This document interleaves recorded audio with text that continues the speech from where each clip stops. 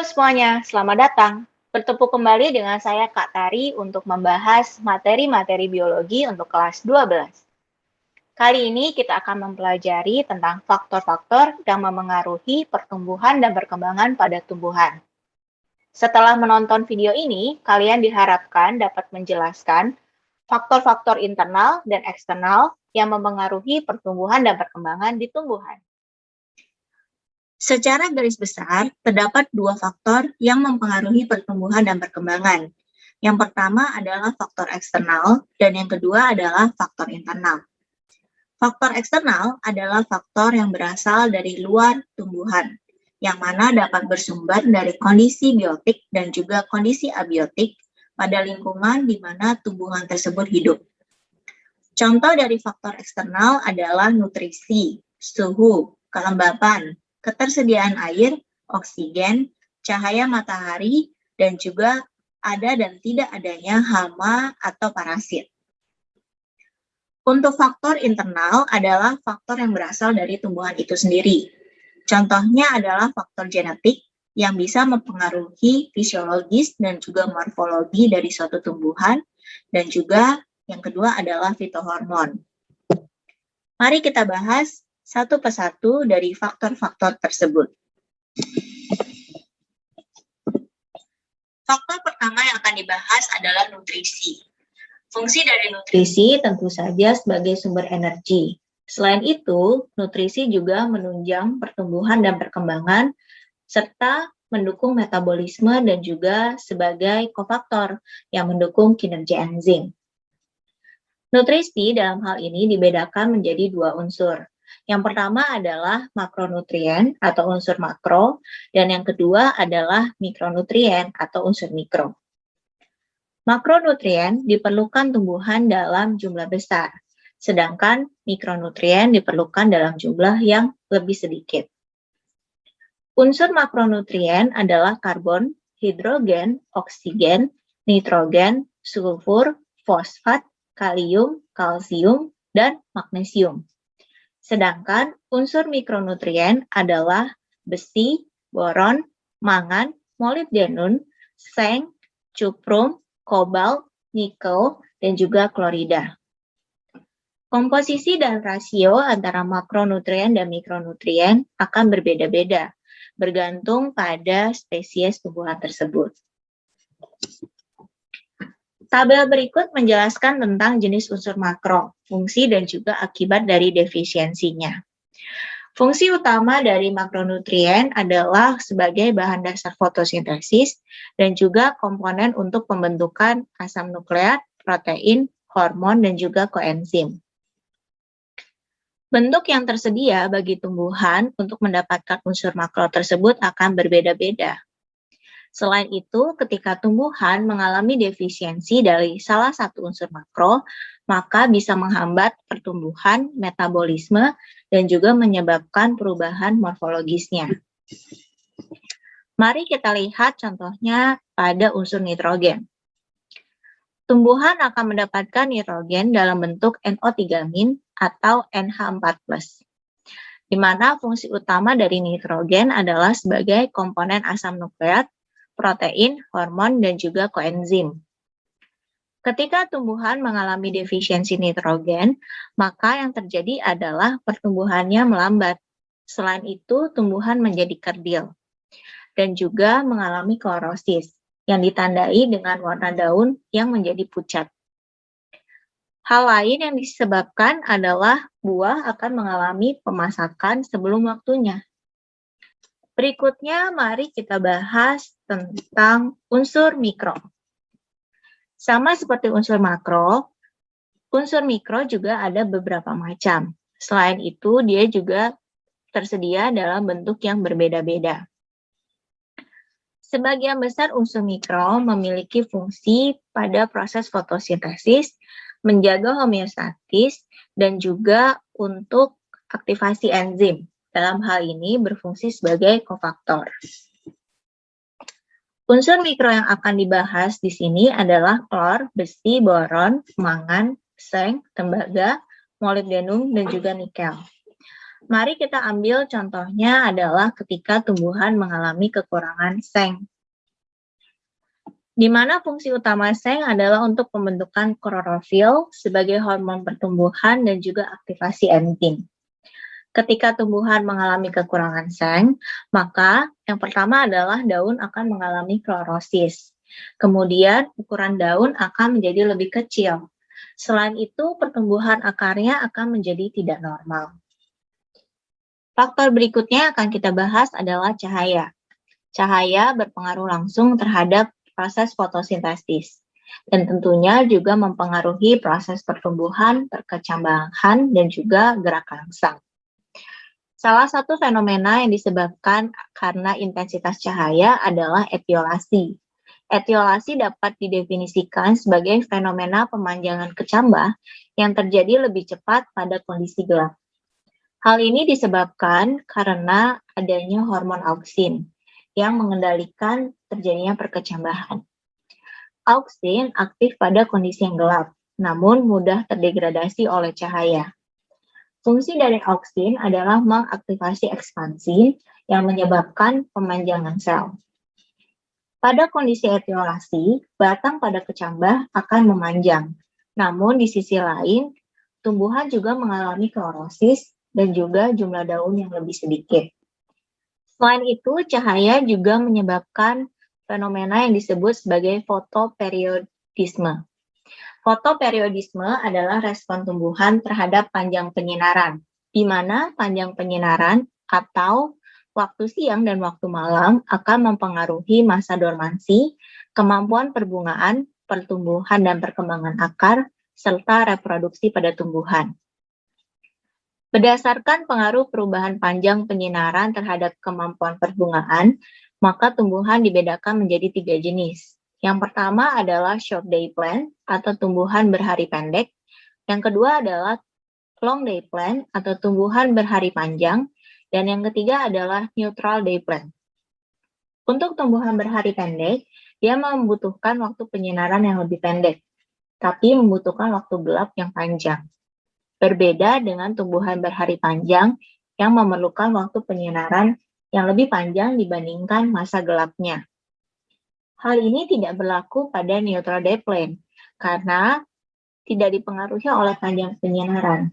Tumbuhan akan mengalami perbungaan ketika sudah mencapai tingkat kematangan tertentu pada jenis tumbuhan ini. Faktor berikutnya adalah air. Air tentunya sangat penting karena diperlukan sebagai pelarut untuk zat-zat yang diperlukan oleh tumbuhan.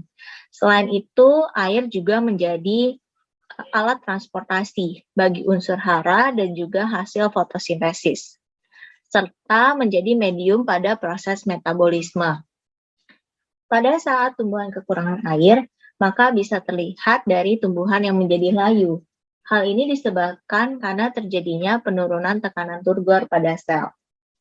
Namun tumbuhan memiliki proses adaptasinya. Ketika mengalami kekurangan air, maka yang pertama dilakukan oleh tumbuhan adalah memperlambat laju transpirasi.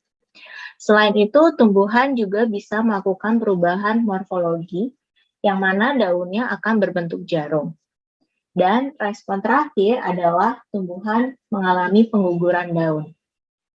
Faktor eksternal lainnya adalah derajat keasaman atau pH, oksigen, kadar garam, dan juga kelembaban. Dalam hal ini, derajat keasaman akan mempengaruhi proses fotosintesis dan juga warna bunga. Contohnya adalah pada warna bunga hortensia yang dipengaruhi oleh keasaman tanah. Oksigen diperlukan pada proses respirasi seluler. Selain itu, ketika tumbuhan mengalami kekurangan oksigen, maka akan mempengaruhi proses penuaannya. Penyebab kekurangan oksigen pada tumbuhan antara lain karena tumbuhan terlalu banyak disiram atau tanahnya terlalu padat. Hal ini akan menyebabkan terbentuknya etilen pada tumbuhan, sehingga sel korteks mengalami penuaan dan selanjutnya akan mengalami kematian. Kadar garam atau salinitas akan mempengaruhi proses penyerapan air dan juga homeostatis sel. Sedangkan kelembapan akan mempengaruhi laju transpirasi dan juga proses fotosintesis. Kelembapan yang terlalu tinggi akan menghambat transpirasi, sehingga proses pengangkutan air dan zat hara menjadi lebih lambat. Hal inilah yang menyebabkan fotosintesis menjadi terganggu. Faktor lainnya adalah suhu, yang mana akan mempengaruhi kinerja enzim pada proses metabolisme. Suhu pada tumbuhan optimum bekerja pada suhu 10-38 derajat Celcius. Faktor berikutnya adalah gravitasi, yang mana mempengaruhi arah pertumbuhan pada akar dan juga tunas. Selain itu, ada juga faktor sentuhan, yang mana ketika tumbuhan mengalami sentuhan, maka dapat memperlambat pertumbuhannya. Contohnya pada tumbuhan anggur, yang mana sentuhan dapat menyebabkan tumbuhan berbentuk menjadi sulur melilit. Yang terakhir untuk faktor eksternal adalah keberadaan herbivora dan juga parasit. Bakteri, virus, dan parasit dapat menyebabkan penyakit. Selain itu, herbivora dapat memakan bagian daun, sehingga mempengaruhi pertumbuhan dari tumbuhan tersebut. Parasit dalam hal ini akan mengambil nutrisi dari tumbuhan inangnya, sehingga terjadi kompetisi. Hal inilah yang menyebabkan nutrisi yang diterima oleh tumbuhan akan berkurang. Berikutnya, mari kita bahas faktor internal. Dalam hal ini adalah fitohormon. Fitohormon diperlukan tumbuhan selama siklus hidupnya. Fungsi dari fitohormon antara lain untuk menstimulasi pembelahan, pemanjangan, dan juga diferensiasi sel. Fitohormon juga dapat mempengaruhi proses perbungaan serta pembentukan biji dan buah. Di sisi lain, fitohormon dapat menstimulasi penuaan dan juga kematian sel. Terdapat beberapa jenis fitohormon utama, yaitu auksin, giberelin atau GA, gas etilen, sitokinin, dan asam absisat atau ABA. Yuk kita bahas satu persatu. Yang pertama adalah auksin. Secara komersil, auksin juga dikenal sebagai indol acetic acid atau IAA. Fungsi dari auksin antara lain untuk menstimulasi pemanjangan sel pada tunas dan akar, menstimulasi diferensiasi sel menjadi xilem dan floem, menstimulasi aktivitas kambium, berperan dalam pembentukan akar lateral, dan juga menstimulasi perkembangan bunga dan buah. Auksin dapat ditemukan pada bagian yang aktif melakukan pembelahan. Contohnya adalah pada tunas dan juga pada meristem apikal akar. Selain itu, auksin juga bisa ditemukan pada serbuk sari. Cara kerja auksin adalah yang pertama adalah melakukan aktivasi protein ekspansin. Selain itu, auksin juga menstimulasi enzim dan juga ekspresi gen pada zona pemanjangan. Yang perlu menjadi catatan adalah auksin diperlukan dalam konsentrasi yang rendah. Selain itu, secara komersial, auksin juga dapat diaplikasikan untuk menstimulasi perbuahan dan juga berfungsi sebagai herbisida. Hormon berikutnya adalah giberelin atau GA. Giberelin adalah hormon penting yang berperan pada proses perkecambahan. Fungsinya antara lain untuk pemanjangan batang dan daun, pertumbuhan buah, dan juga perkecambahan biji. Etilen adalah hormon berbentuk gas, di mana bisa disebut juga sebagai hormon pematangan buah. Aplikasinya antara lain untuk mempercepat pematangan buah. Namun, etilen juga bisa berperan dalam proses pengguguran daun. Untuk memacu perbungaan, etilen dapat digunakan ketika dikombinasikan dengan auksin. Hormon berikutnya adalah hormon sitokinin atau hormon anti penuaan. Hormon ini dapat ditemukan pada jaringan dengan sel yang aktif membelah. Bersama-sama dengan auksin, sitokinin akan menstimulasi pembelahan sel dan juga diferensiasi sel.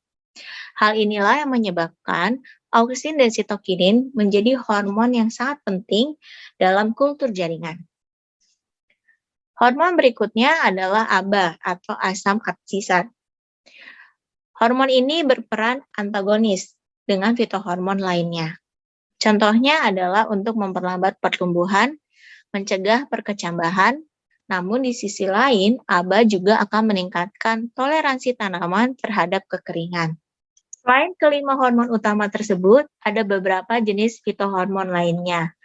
Yang pertama adalah kalit yang berperan dalam pembentukan organ, kemudian asam bromalin yang akan menstimulasi pembelahan sel pada jaringan yang mengalami perlukaan, brasinosteroid yang menginduksi pemanjangan dan juga pembelahan sel, jasmonat yang berfungsi untuk memproteksi tumbuhan terhadap herbivora dan patogen, serta strigolaktan yang berperan dalam proses perkecambahan.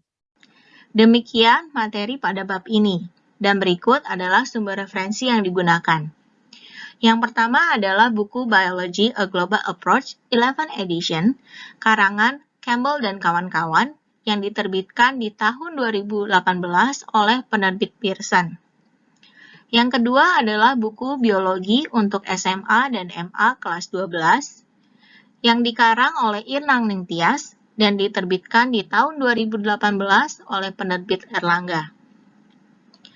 Demikian materi kali ini, semoga bisa bermanfaat dan membantu teman-teman sekalian untuk lebih memahami materi-materi di dalam mata pelajaran biologi untuk kelas 12.